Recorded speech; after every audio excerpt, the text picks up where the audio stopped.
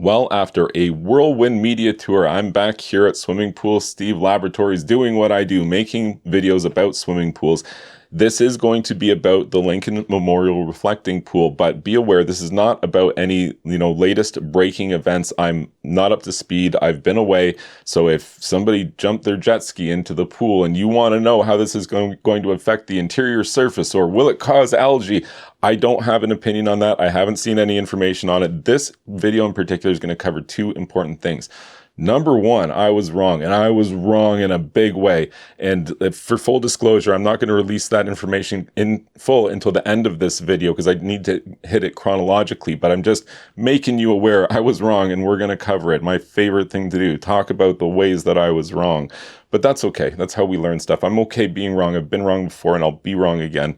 But I also want to talk about, there's so much information about this reflecting pool going around, and everyone wants to talk about what's happening and how will that affect this or that. And the problem is we don't really know enough about the pool itself. Most people commenting on it really couldn't tell you the first thing about it, where it came from, who built it, how old it is, what material changes have happened over the years. And that's what this video is going to cover. Just in a very fast and loose sense. I'm going to talk about the initial construction of it, some of the ways that it's, failed over the years, the remediation efforts that have been attempted, and, just kind of the chronological process bringing us up until just prior to the most current renovation of the reflecting pool. So kind of just a brief overview here. The process starts in 1920, actually building the Lincoln Memorial Reflecting Pool. They pour a slab on grade, basically right on the compacted silt of the reclaimed wetlands that the Lincoln Memorial Reflecting Pool is built over top of. And basically immediately they started to have problems. They attempted a waterproofing system with an asphalt type membrane, but ultimately the slab sunk, cracked, developed leaks. And a lot of that had to do with expansion joint material. Dealing with expansion joints in very large concrete structures, it's a problem to this day, or not a problem, but a challenge to this day. And so, in 1920 or so, this was something that they had to work pretty hard at, and there wasn't really established standards, and the methods they used ended up not actually holding. By about 1929, there was so many leaking problems going on with this thing that they decided, we got to fix this. Let's just pour a whole new slab of concrete over top with steel reinforced concrete. And it sunk even more and started leaking even more because, again, the expansion and contraction of different materials on different planes and building on a wetlands and having this giant monolithic slab, these are massive engineering challenges. And as it turns out, the attempts that they were making at the time just weren't getting the job done because they continued to have problems with it for years and years, actually. Fast forward all the way into the 70s, and the entire structure has sunken by approximately a foot.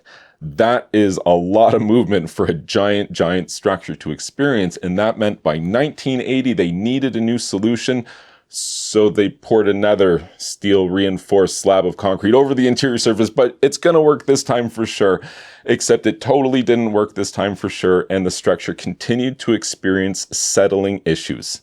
In the period between 1980 and 2010, this structure is estimated to have been leaking 50,000 gallons of water per week. Pardon? What? No, that can't be right. Seriously? 500,000 gallons of water per week? Oh my gosh, that is a lot of water. And to contextualize this for you, in aquatic structures, everything, all of the engineering, the design, every part of this is all predicated on the idea the water is going to be where you put it. When the system breaks, for example, a leak, a crack, a failed expansion joint, anything like this, water is now escaping the system. Water is where it's not supposed to be, and basically damage is inevitable when that happens. Just how much, just what kind, it all depends on the site conditions here, but water escaping the system is, hey, have you ever heard of swimming pool nightmares? Everybody's heard of those. Even if you don't have a swimming pool, you probably have heard about swimming pools. They can be a real nightmare, can't they? If you were to look at the origin story of almost every one of those swimming pool nightmares, it almost certainly will relate back to a long-term leak situation where water was allowed to escape the system, cause erosion damage, undermine structures, compromise, integral components to the swimming pool, and lead to expensive, massively expensive repairs by a residential scale. And most people would call that a swimming pool nightmare, but I look at that as an uncontrolled leak that was let go for too long, and ultimately the inevitable would just happened. So for 30 years, there's 500,000 gallons a week of uncontrolled water escaping the system. And this is ultimately, as you've probably heard, this pool has had problems all along. This is what they're talking about, is controlling the water. They've failed to be able to control the water in a technical sense just because of on-site failures due to the just sheer massive size and scale of a project like this. Like, making a small concrete vessel in your own backyard not leak is way harder than you think it is. I guarantee it. In 2010, they'd had enough and they had to do something about this settling, leaking, reflecting pool, and they spent $34 million, or about $50 million by modern currency conversion. And they tried to do a full overhaul, or what you could call like a real serious overhaul, leaving almost none of the original structure behind, because they had to address one critically important thing. The entire pool is built on reclaimed land that is water saturated and unstable, and it certainly can't support these giant monolithic heavy structures, and that's why they kept experiencing all these movement and failure issues. So they installed 2,133 wood piles all the way down through that unstable ground, all the way to bedrock, with all of these support pillars coming up, living in an anaerobic environment where oxygen can't damage them. They should last basically forever. And on top of that, they set a steel reinforced concrete beam. And to describe this beam, basically picture like a Solo cup, right? And you give it a squish. The rim around the Solo cup gives that structural rigidity. It's not exactly the same because this is a rectangle and not a circle, and the physics are different behind that. But essentially, they're reinforcing the structure at its weakest point, and then sitting it on top of, for the first time, stable substrate with which to build from. 19,000 cubic yards of concrete, 3 million pounds of epoxy-coated rebar, and over 14,000 linear feet of 10-inch and 12-inch pipe were installed in the Lincoln Memorial reflecting pool during this renovation process. And more, they installed a filtration system and an ozone set. We're going to get to more of that in just a second. But first, I have to address that this is also the point at which the source water, the fill water used to fill the reflecting pool, changed from a municipal source, which is treated water, and it changed to tidal basin supplied water from the Potomac River. So this would definitely affect a future point in time when you fill a system. Are you filling it with clean treated municipal water, probably minimal in phosphates and other contaminants like nitrates that might, encourage algae growth? Or is the water coming from an untreated source like river water, which potentially could contain a high level of phosphates? This is kind of like a critical component of how this system works and might later go on to contribute to green water. So here we are. We've arrived at the part where I can start talking about how I was wrong. And boy, was I ever wrong. Yeah. So way back on May 28th, I made a video where I did some napkin math on the volume of the reflecting pool, and I calculated it at approximately 3.8 million gallons, plus or minus. And after that, I received overwhelming feedback from people that I was wrong. And I'm way up here in Ontario, Canada, after the overwhelming feedback telling me that it's more like 6.75 million gallons. I changed what I was saying, and I stopped addressing it as a 3.8 million gallon vessel. And then I went on half of the major news networks on the planet, and I repeated 6.75 million gallons. And I was wrong, and I'm sorry for that.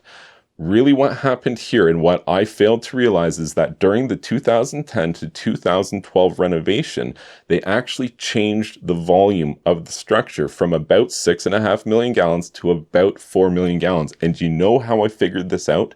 I figured it out when I was looking at the turnover rate. Let's talk about turning over the water. So this means the filtration of the water of the Lincoln Memorial reflecting pool.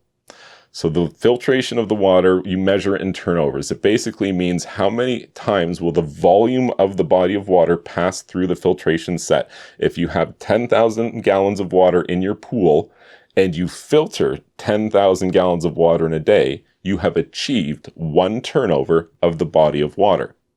So during this 2010 to 2012 renovation, the installation of the new filtration system was designed such that it can handle up to 2,500 gallons per minute of water, because it was designed to turn over the body of water one time every day. And wait a second, that napkin math doesn't add up at all. And I dug a little bit further, and as it turns out, I was right the first time, way back before this whole crap storm of media happened, and I repeated the wrong information about the current volume of this vessel. So what we know now is that this is actually more 3.8 to 4 million gallons is what the current status of the Lincoln Memorial Reflecting Pool is. So anytime from this video forward, if you see somebody mentioning that, you can just go ahead and let them know that it's actually less than 4 million gallons, or approximately 4 million gallons, because that's what the filtration system was designed to do. It was designed to take 2,500 gallons per minute of water, put it through the filtration set, achieving one turnover of the body of water per day, giving you a reasonable expectation of filter clarity. Getting one turnover per day of that body of water would actually be a pretty appreciable thing to accomplish from a mechanical perspective. So here's the thing. They don't actually normally run it at 2,500 gallons per minute. There's a couple of different considerations here, one of which being too much movement of the water will interrupt that stillness of the water, which you need for proper reflection in a reflecting pool. And then also there's issues with like leaks and plumbing problems and other things like that, which haven't been fully addressed or are ongoingly being addressed, such that the full system capacity isn't necessarily running at all times, leading to a situation where it's likely not achieving a full turnover of the entire volume per day in its current capacity until the future remediation of the filtration set is planned. Okay, we've covered a lot of ground in this video. I was happy to identify that I was wrong, such that I can start to be right now about the volume calculations here. And I think that the little history that I gave you here just kind of should help you to understand the nature of the history of these problems leading up to and including this point in time. And if this, continues to happen for me, what I intend to do is continue to make videos that cover this. People might think, well, don't deviate from what you always do, swimming pool, Steve. Guys, I've got 1,200 videos about swimming pools. Like, I'll be honest, I'm a little running out of stuff to say here. They're long form. I'm super long-winded. A bunch of them are hours long, just talking endlessly about swimming pool related stuff. This is new swimming pool related stuff, and I have, a lot more attention than I normally do. Probably a bunch of you are watching this video for the first time, on a swimming pool channel, never imagining that you would subscribe to some guy who talks about swimming pools, let alone actually stick around here to the end of the video to see this part of it. I appreciate you being here. I appreciate everybody watching and all the well wishes that I've received from everybody out there in the world. It's been a pretty wild and incredible experience. I thank you for sharing it with me. I hope to continue to share it with you. Like and subscribe, and I'll see you soon.